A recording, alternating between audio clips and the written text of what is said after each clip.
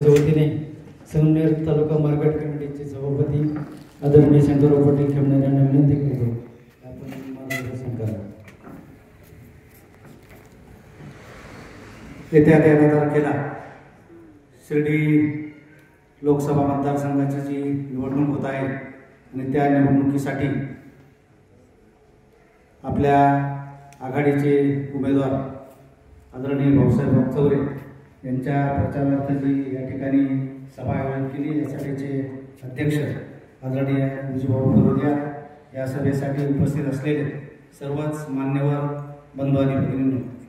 आपल्याकडे फक्त अर्धा तास वेळ शिल्लक आहे आणि मी त्यापैकी फक्त 2-3 मिनिटच या ठिकाणी बोलणार आहे। या ठिकाणी मी फक्त एकाच प्रश्नावर तुमच्या सर्वांच्या सहकार्याने आणि आपल्या सर्वांचे नेते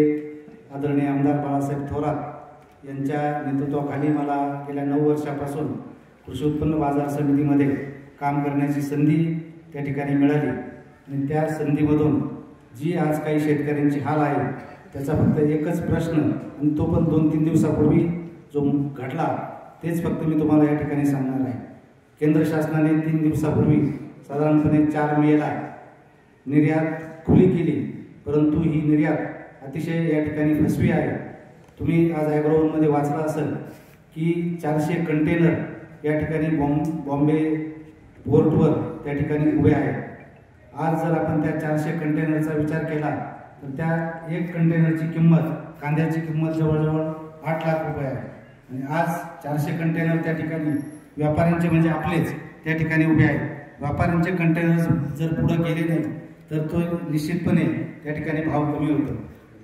सुरुवातीला 4 दिवसापूर्वी भाव होता 2100 रुपये 2200 रुपये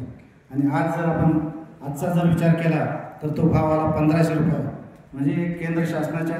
एका चुकीच्या निर्णयामुळे या ठिकाणी आपल्याला 600 रुपयाचा फटका या ठिकाणी बसलेला आहे आणि त्या ठिकाणी जवळजवळ केवळ केंद्र शासनाची जी चूक आहे त्यांनी जवळजवळ $550 रुपये हे निर्यात शुल्क त्या ठिकाणी आणि त्याच्यावर परत 40% आकारणी असं एकूण 62 रुपये त्या ठिकाणी 1 किलोला खर्च शासनाने त्या ठिकाणी केंद्र शासनाने तो खर्च लावला आणि याच्यामुळं आपला कांदा हा 15 रुपयाच्या पुढे जाऊ शकत नाही। म्हणून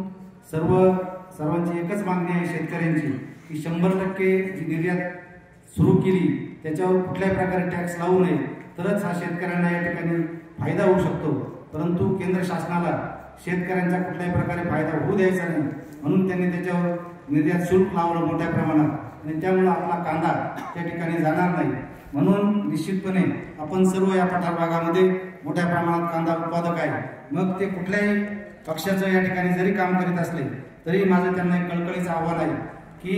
हे जे समोरचे उमेदवार आहेत लोखंडे त्यांनी तर निश्चित आपल्या परिसरामध्ये कुठल्याही प्रकारचं 10 वर्षात काम केलं नाही आणि मी तुम्हाला आदरणीय भाऊसाहेब वागचौरेंचं एकच या ठिकाणी काम सांगतो, ते इंद्रजित खेमनार यांनी अगोदर सांगितलं, परंतु या ठिकाणी ते साधारणपणे 2001 साली ज्यावेळेस आपले सर्वांचे नेते आदरणीय आमदार बाळासाहेब थोरात हे राज्यमंत्री होते आणि त्यांची साकूरलाच एक या ठिकाणी सभा होती आणि त्या ठिकाणी वागचौरे साहेब हे डेप्युटी CEO होते आणि त्यांना शिर्डी संस्थांमध्ये मुख्य कार्यकारी अधिकारी म्हणून काम करायचं होतं आणि ते आपल्या साकूरला आले। साहेब, साकूर हे तुम्हाला निश्चितपणे जसं त्यावेळेस तुम्ही लगेच शिर्डी संस्थांचे मुख्य कार्यकारी अधिकारी झाले आणि निश्चितपणे आता सुद्धा साकूरच्या लोकांचं निश्चितपणे तुम्हाला अतिशय आशीर्वाद या ठिकाणी निश्चितपणे राहणार आहे। तुम्ही पुन्हा एकदा अतिशय मोठ्या मताधिक्यानं या ठिकाणी खासदार निश्चितपणे होणार आहे, कारण तुम्हाला थोरात साहेबांचा 100% अतिशय चांगला असा पाठिंबा आहे आणि आमचा हा जो साकूर जिल्हा परिषद गट आहे हा 100%